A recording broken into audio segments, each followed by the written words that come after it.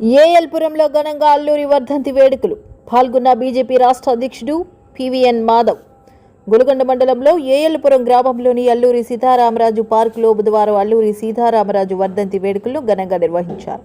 ఈ కార్యక్రమానికి భారతీయ జనతా పార్టీ ఆంధ్రప్రదేశ్ రాష్ట్ర అధ్యక్షులు పివిఎన్ మాధవ్ ముఖ్య అతిథిగా హాజరై అల్లూరి విగ్రహానికి పూలమాల వేసి నివాళులర్పించారు. బీజేపీ క్యాడర్తో నాయకులు, కార్యకర్తలు కార్లు, బైకులపై నర్సీపట్నం నుంచి ర్యాలీగా మంప, కొయ్యూరు, అల్లూరు నడగాడిన ప్రాంతాలను సందర్శించి ఘన నివాళులర్పించారు. ఈ సందర్భంగా ఆయన మాట్లాడుతూ స్వాతంత్ర సమరయోధుడు అల్లూరి సీతారామరాజు త్యాగాలు యువతకు ఆదర్శమని పేర్కొన్నారు.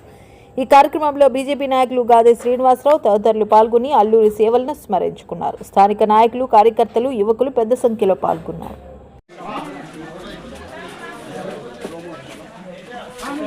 ఈరోజు అల్లూరి యొక్క వర్ధంతి సందర్భంగా 102వ వర్ధంతి ఈ సందర్భంగా మన యొక్క మంప, రాజేంద్రపాలెం, టీడీపేటలో అల్లూరి సీతారామరాజుకి నివాళులు అర్పించడం జరిగింది. ఈ యొక్క పార్కుల్ని డెవలప్ చేయాలని చెప్పి, వీటిని జాతీయ స్ఫూర్తి కేంద్రంగా చేయాలని చెప్పి కోరుకోవడం జరిగింది.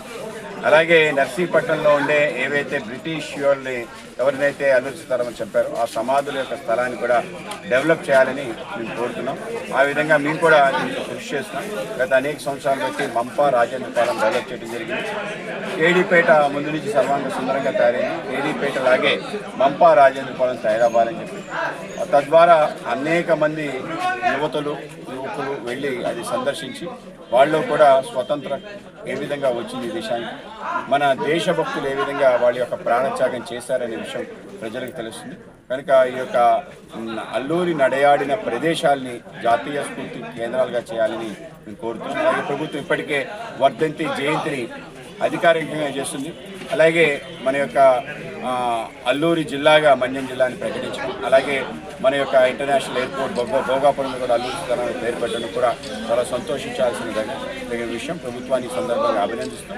రాబో కాలంలో అల్లూరి సంబంధ స్ఫూర్తి అన్ని రకాలుగా వ్యాప్తి చేయడానికి అందరూ కలిసి కృషి చేయాలి. భారతీయ జనతా పార్టీ కూడా ఈ పనిలో ముందుండి పనిచేస్తుందని తెలియజేస్తాం.